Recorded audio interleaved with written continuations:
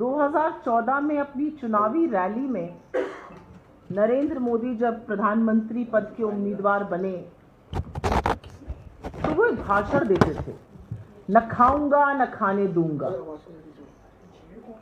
उस भाषण की धज्जियां तो खैर अडानी जी ने बहुत उड़ाई, लेकिन आज आपके सामने उस व्यक्ति की कुछ करतूतों का जिक्र करेंगे जो नरेंद्र मोदी और अमित शाह के बेहद खास हैं।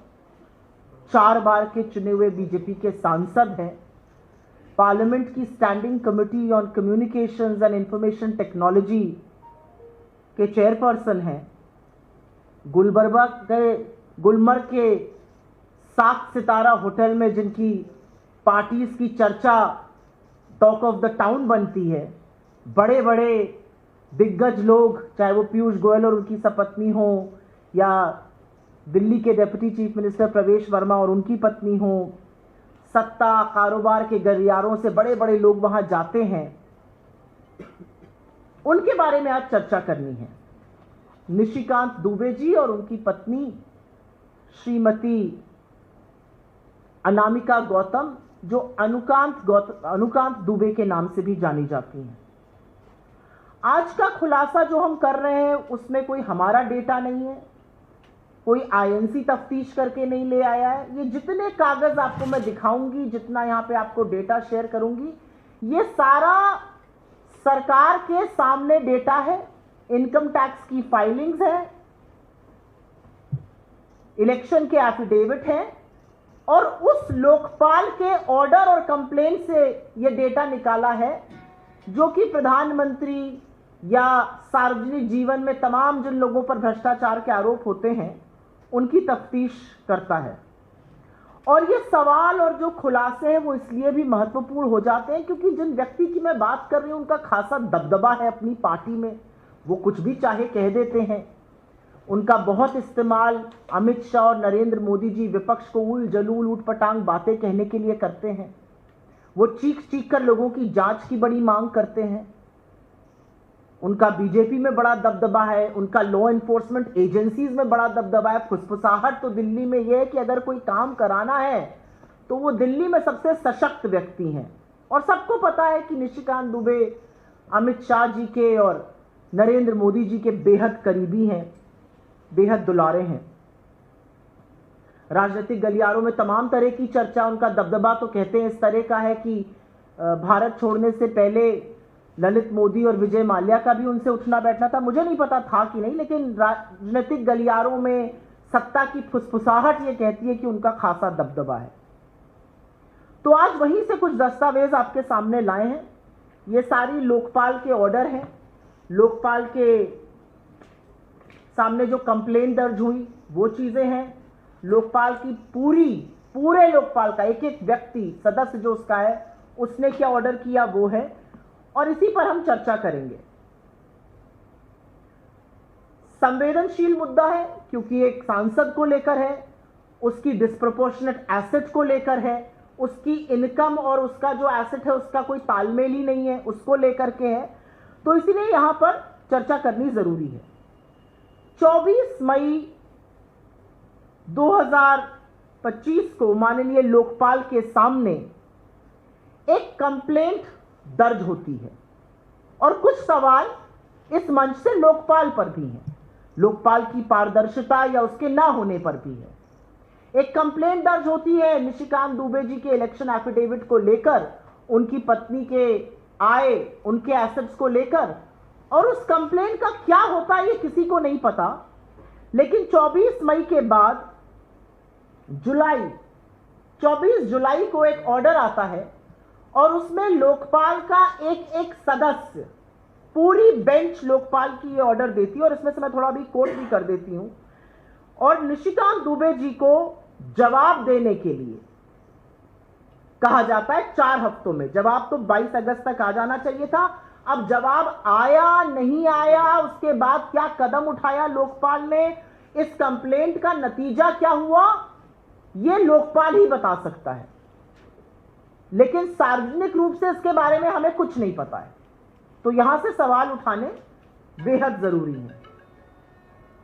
आज हम अक्टूबर में हैं, जवाब तो 22 अगस्त तक आ जाने चाहिए थे, पता नहीं आए कि नहीं आए।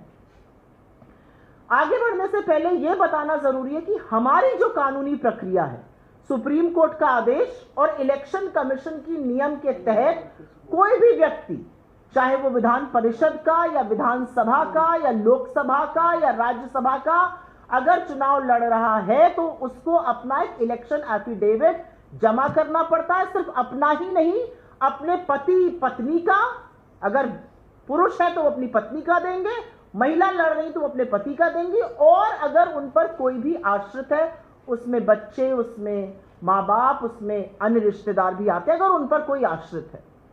तो इसी के तहत निशिकांत दुबे जी ने 2009 में, 2014 में, 2019 में और 2024 में अपना इलेक्शन एफिडेविट दिया।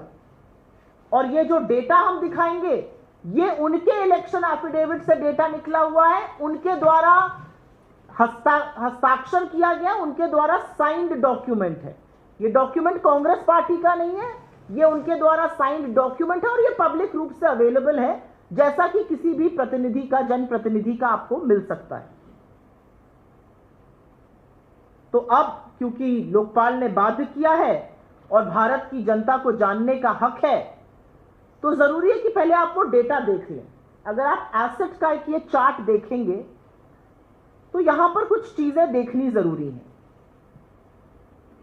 निशिकांत दुबे जी की पत्नी श्रीमती अनामिका गौतम या अनुकांत दुबे जानी जाती हैं, बहुत अच्छी लाइफस्टाइल की शौकीन है, होना भी चाहिए। अपनी तमाम जगहों पर फोटो डालती हैं, बड़ी बड़ी जगहों पर ट्रैवल करती हैं, बड़ी बड़ी गाड़ियां हैं इन लोगों के पास, लाइफस्टाइल तो क्या गजब की लाइफस्टाइल है। तो इनका जब एसेट का खुलासा हुआ, ये आपके सामने है। अनामिका गौतम जी 2009 में जब पहला एफिडेविट निशिकांत दुबे जी ने अपना भरा, तो इनके मूवेबल एसेट, जिसमें आपके पास कैश, बैंक में आपके पास कितना पैसा है, ज्वेलरी आपके पास है, जो मूवेबल एसेट्स होते हैं, वो 50 लाख रुपए के थे। इनका कोई इमूवेबल एसेट नहीं था, इनके पास कोई प्रॉपर्टी नहीं थी, इनके पास कोई लोन भी नहीं था। तो मोटा मोटा 50 लाख की संपत्ति की मालकिन थी निशिकांत दुबे जी की पत्नी अनामिका गौतम, अनुकांत दुबे जी। 2014 में जब इलेक्शन एफिडेविट दायर हुआ तो धर्मपत्नी साक्षात लक्ष्मी जी का रूप बनी और उनका जो मूवेबल एसेट था वो 50 लाख से तो दुगना हो ही गया, 1 करोड़ 3 लाख के आसपास उनका इमूवेबल एसेट जो था। और यहां पे गौर से इन फिगर्स को देखिएगा, क्योंकि हम इनकम से भी इसको कंपेयर करेंगे। उनका जो इमूवेबल एसेट था वो 5 करोड़ 53 लाख के आसपास पहुंचा। अभी भी उनके पास कोई लोन नहीं था, तो टोटल मालकिन बन गई 6.5 करोड़ की संपत्ति की, मूवेबल और इमूवेबल दोनों बनाकर। फिर निशिकांत दुबे जी ने तीसरी बार चुनाव लड़ा और तीसरी बार इलेक्शन एफिडेविट सबमिट किया। और अब आप देखिए, 1 करोड़ की जो मूवेबल एसेट थे वो 3 करोड़ 72 लाख के हो गए। भगवान इतना संपत्ति, इतना धनाढ्य और इतना समृद्ध सबको बनाए। 1 करोड़ के मूवेबल एसेट तो 3 करोड़ 72 लाख के हुए ही, जो इमूवेबल एसेट थे वो 9 करोड़ 33 लाख के हो गए। तो वो टोटल मालकिन अब बन गई 13 करोड़ 6 लाख रुपए की। 50 लाख की मालकिन थी 2009 में, लेकिन 2019 आते आते ऐसी कृपा हुई कि वो 13 करोड़ 6 लाख की मालकिन बन गई। और जब 2024 का एफिडेविट आया, और इसको भी ध्यान से देखिएगा, उनके जो मूवेबल एसेट्स थे, जो धन संपत्ति, गाड़ियां, जेवर इत्यादि, वो 28 करोड़ 94 लाख के, नियरली 29 करोड़ रुपए के हो गए। और उनके जो इमूवेबल एसेट थे वो 10 करोड़ 66 लाख के हुए। इस बीच उन्होंने एक लोन भी ले लिया, 8 करोड़ 28 लाख का। उन्होंने 4 लोगों से लोन लिया और इसके बारे में अभी मैं चर्चा करती हूं। अब वो टोटल मालकिन बन गई 31 करोड़ 32 लाख की। अगर आप मूवेबल और इमूवेबल को ऐड करिएगा और उसमें से लोन माइनस करिएगा तो इतने की वो मालकिन बन गई। 50 लाख से शुरुआत हुई थी, लेकिन चौथी बार सांसद बनने के बाद धर्मपत्नी जी 31 करोड़ 32 लाख की मालकिन हैं। शायद इसीलिए पत्नी को लक्ष्मी का स्वरूप कहा गया है। यहां पर तो साक्षात लक्ष्मी बरस रही है। अब मैं आपको एक और चार्ट दिखाना चाहती हूं, और ये चार्ट तो गजब का है। आप लोगों को तो दुख होना चाहिए ये चार्ट देखकर। आप लोगों की आय कितनी बढ़ी मुझे नहीं पता, लेकिन अब आप आय देखिए। जब पहला चुनाव लड़ा निशिकांत जी ने, तो 2013-14 में अनामिका गौतम जी, उनकी पत्नी की आय थी मुश्किल से 4 लाख रुपए, 3,96,940 रुपए उनकी वार्षिक आय थी। ये उनके इनकम टैक्स रिटर्न से ली हुई आय है। ये भी हमारे दस्तावेज नहीं है, ये भी उनके इलेक्शन एफिडेविट में लोकपाल की कंप्लेंट के साथ और इनकम टैक्स रिटर्न्स में उनकी आय 3,96,000, मोटा मोटा 4 लाख रुपए आई थी। 4 लाख रुपए आय का वही मतलब हो गया, आप 40,000 के आसपास मोटा मोटा कमा रहे थे। लेकिन 2017-18 19 चुनाव के जस्ट पहले 4 लाख जिनकी आय थी, इनकम थी, वो 2,16,00,000 हो गई। आप लोगों की कितनी बड़ी, मैं तो ये जानना चाहती हूं। 2014 से 2019 में 54 गुना, नॉट प्रतिशत, परसेंटेज की बात मैं नहीं कर रही हूं, 54 गुना उनकी आय बढ़ी। 4 लाख की आय 2,16,00,000 हो गई। दिवाली निकट है, इस बार गणेश लक्ष्मी के पूजन के वक्त ऐसी आय में वृद्धि आप लोग भी मांगिएगा। दिन भर आप लोग मेहनत करते हैं, दिन में, धूप में, बरसात में, जाड़े में, और आय देखिए कहां बढ़ रही है। 4 लाख की आय 2,16,00,000। इसका अगला भी देख ही लीजिए, क्योंकि उसमें जो आय थी वो 2024 आते आते 4 लाख जो कमाती थी, उनकी आय करीब करीब 2,63,00,000 हो गई। अब यहां पर कुछ फिगर्स हैं, वो ध्यान से सुनिएगा। इसको हटा सकते हैं, धन्यवाद। एसेट के फिगर, बस एसेट पे चले जाइए। अब कुछ फिगर्स आप ध्यान से सुनिएगा, क्योंकि जो उनकी डिक्लेयर्ड इनकम है और जो एसेट बढ़ रहा है उसमें कोई तालमेल ही नहीं है। भाई आप 50 लाख रुपए सालाना कमाते हैं, आपने 40 लाख का एसेट बनाया तो शायद कोई सवाल नहीं उठेगा। आप 50 लाख रुपए सालाना कमाते हैं, आप 4 करोड़ का एसेट बनाइएगा तो पूछेंगे ना, भाई एसेट कहां से बना, पैसा कहां से आया। आप ही ने इनकम डिक्लेयर करी है, आप ही ने एसेट डिक्लेयर किया है। तो लगातार श्रीमती अनुकांत दुबे जी का जो एसेट था और इनकम का कोई तालमेल ही नहीं है। 2009 में उनका 50 लाख एसेट था और उनकी इनकम उस समय 15 लाख थी।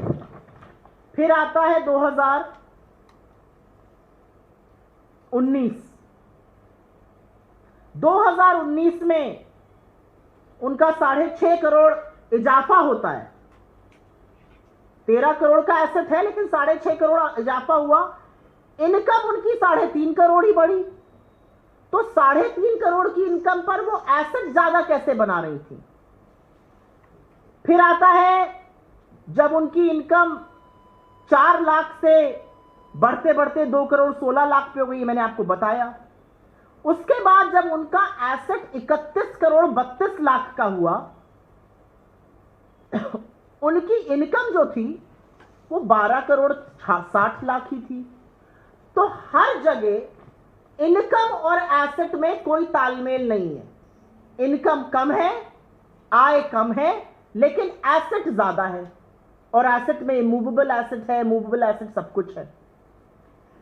अब यहीं से एक और बात का जिक्र करना चाहूंगी, और अब यह भी ध्यान से सुनिएगा, ये लोन के बारे में। आप देख सकते हैं 2024 का जो लोन का कॉलम है, उसमें 8,28,00,000 का लोन लिया गया। ये लोन उन्होंने 4 लोगों से लिया। उसमें से एक अभिषेक झा जी हैं, जिन्होंने 1,20,00,000 का लोन दिया। कोई गुरिंदर सिक्का जी हैं, जिन्होंने 3,24,00,000 का लोन दिया। कोई जसविंदर कौर जी हैं, जिन्होंने 1,34,00,000 का लोन दिया। कोई योगेश कुमार जी हैं, जिन्होंने 2,50,00,000 का लोन दिया। और ये जो दस्तावेज मेरे सामने, और इसीलिए मैं उत्सुकतावश पूछ रही हूं कि क्या ये अनसिक्योर्ड लोन है। भाई आप लोन लेने जाइएगा तो सबसे पहले तो आपकी कोई चीज गिरवी रखी जाएगी। अपना घर गिरवी रखिए, प्रॉपर्टी अगेंस्ट लोन लीजिए, जेवर गिरवी रखिए। लेकिन देखिए कितने मित्र और इन लोगों के दोस्त हैं, बड़े अच्छे लोग होंगे, बिना कोई एसेट रखे, बिना कोई चीज मोनेटाइज हुए लोन पे लोन दे रहे हैं। लेकिन गजब की बात अब सुनिए, निशिकांत दुबे जी ने तो अपने इलेक्शन एफिडेविट में कहा कि उनकी पत्नी को अभिषेक झा जी ने 1 करोड़ 20 लाख का लोन दिया, लेकिन लोन देने वाले अभिषेक झा जी जो निशिकांत दुबे जी के सामने इंडिपेंडेंट बन के चुनाव लड़ते हैं इसी बार डोडा की कंस्टिट्यूएंसी से, उन्होंने कहा मैंने कोई लोन नहीं दिया है। ये तो गजब बात है भाई। आप कह रहे आपने मुझसे 1 करोड़ का लोन लिया, मैं कह दूं मैंने लोन ही नहीं दिया, सारा पैसा आपका। क्योंकि लोन देने वाले कह रहे हैं ना मैंने आरटीजीएस किया, ना मैंने चेक किया, कोई सबूत नहीं है, मैंने कोई लोन ही नहीं दिया। तो जब भगवान देता है ऊपर वाला तो वाकई छप्पर फाड़ के देता है। 50 लाख से सीधे 32 करोड़ के आसपास तो एसेट हो गए, और लोन देने वाले लोग कह रहे हैं कि हमने लोन ही नहीं दिया। तो अगर उन्होंने लोन नहीं दिया तो ये लोन कहां से लिया गया? क्या ये उन्हीं का पैसा राउंड ट्रिप में? मुझे नहीं पता, मैं तो बस सवाल उठा रही हूं और पूछ रही हूं। और इसके बारे में बहुत रिपोर्टिंग हुई। अभिषेक झा जी तो चुनाव भी लड़े थे, और इनफैक्ट निशिकांत दुबे जी के व्यक्ति ने तो उठ के यह भी कहा था कि इनके एफिडेविट में इस लोन का जिक्र नहीं है अभिषेक झा जी का, इनका नॉमिनेशन कैंसिल हो। तो सोच लीजिए, लोन लेने वाला कह रहा है मैंने लोन लिया, लोन देने वाला कह रहा है मैंने लोन ही नहीं दिया, और लोन का कोई ट्रांजैक्शन नहीं है। पता नहीं गड्डियां दी गई या कैसे हुआ, मुझे नहीं पता, लेकिन यहां पर इस बात का जिक्र करना जरूरी है। तो 2 बहुत ही संदिग्ध बातें हैं। एक, पत्नी की संपत्ति में लगातार जबरदस्त इजाफा होना अच्छी बात है, होना भी चाहिए भाई, सब लोग अमीर बने, सब धनाढ्य बने। लेकिन अगर आपकी आय से आपका एसेट मैच ही नहीं कर रहा है तो इजाफा हो कैसे रहा है? और दूसरी संदिग्ध बात है कि लोन जो है, जो लोन दर्शा रहा है वो तो दर्शा रहा है, जो कर्ज देने वाला है वो कह रहा है मैंने जी कर्ज ही नहीं दिया। इस पूरे मसले पर, और क्योंकि मैं यहां से 2-4 लाइनें पढ़ देती हूं जो लोकपाल का ऑर्डर है, और लोकपाल का ये ऑर्डर है वो क्लियरली कहता है, for the present we observe that it is not open to a law-abiding citizen to plead in the teeth of the mandate of law, much less defend his action on the specious plea that someone else has also been committing the same. Rule 4 of the Lokpal Rules 2020 make it amply clear that all concerned are expected to protect the identity of the complainant, and you have 4 weeks to give a reply. तो लोकपाल ये कह रहा है कि आप ये छोड़ दीजिए कि फलाने ने क्या किया, ढिमकाने ने क्या किया, आप जनप्रतिनिधि हैं, रिस्पोंडेंट इन पब्लिक सर्विस, आप अपना जवाब दीजिए। आपके ऊपर बहुत गहन आरोप लगे हैं, तो इसका जवाब बजाय देने के मुझे लगता है इधर उधर की बातें हो रही, उसी का जिक्र इन्होंने किया है। Much less a law abiding citizen to make specious arguments, इधर उधर की उलझुल की बातें। इस पूरे मामले पर सांसद महोदय की सदस्यता जा सकती है। यह प्रिवेंशन ऑफ करप्शन एक्ट का मामला बनता है, लोकपाल इनके खिलाफ एक्शन ले सकता है। लेकिन हमने अभी तक बीजेपी की ओर से, सांसद महोदय की ओर से, गृह मंत्री की ओर से, प्रधानमंत्री की ओर से अभी तक कोई स्पष्टीकरण नहीं सुना है, अभी तक कोई वक्तव्य नहीं आया है। तो इस देश की जनता को क्या अधिकार है कि वो जाने या ना जाने कि हुआ क्या?